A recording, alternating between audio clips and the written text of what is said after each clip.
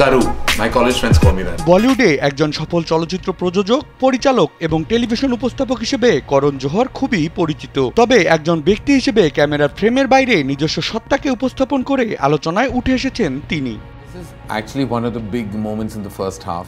It was one of the first dramatic moments in Kuch Kuch Hota Hai. সম্প্রতি করণ প্রযোজিত ধড়ক 2 সিনেমার প্রচারণায় এক সাক্ষাৎকারে নিজের শৈশব জীবন নিয়ে স্মৃতিচারণ করেন, যা তাকে আঘাত করেছিল গভীরভাবে। করণ বলেন, আমি শুধু খেলতে চেয়েছিলাম, কিন্তু সে সময় কেউ আমাকে খেলতে নিত না, কারণ আমি ছেলে নই, এটা তাদের যুক্তি ছিল। সমাজে তথাকথিত লিঙ্গবিন্যাসের গণ্ডির বিরুদ্ধে এই অকপট স্বীকারোক্তি যেন করণ জোহরের জীবনের আরও এক অজানা অধ্যায় উন্মোচন করে। ওয়ালটন এখন দেশের সীমানা পেরিয়ে পৌঁছে গিয়েছে 50টিরও বেশি দেশে। ওয়ালটন, ঘরে ঘরে, বিশ্বজুড়ে। সাক্ষাৎকারে করণ আরো বলেন, আমি আমার বয়সে ছেলে এবং বাচ্চাদের সাথে নিজেকে খুব আলাদা বোধ করতাম।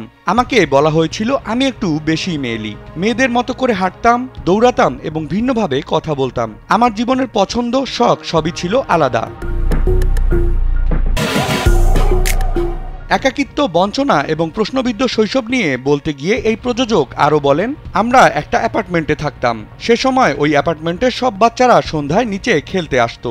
আমি শুধু ওই ছেলেদের সঙ্গে খেলতে চাইতাম। আমি ফুটবল দলের অংশ হতে চেয়েছিলাম, আমি ক্রিকেট খেলতে চেয়েছিলাম, কিন্তু আমাকে কেউ দলে নেয়নি, কারণ আমি খেলাধুলায় খুব একটা ভালো ছিলাম না। আমি ছেলে বা পুরুষ ছিলাম না।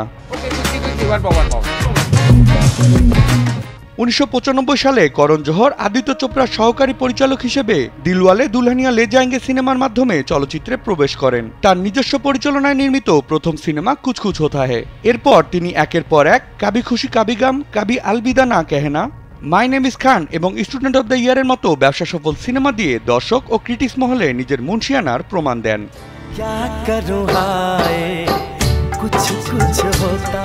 বিনোদন ডেস্ক, কালবেলা।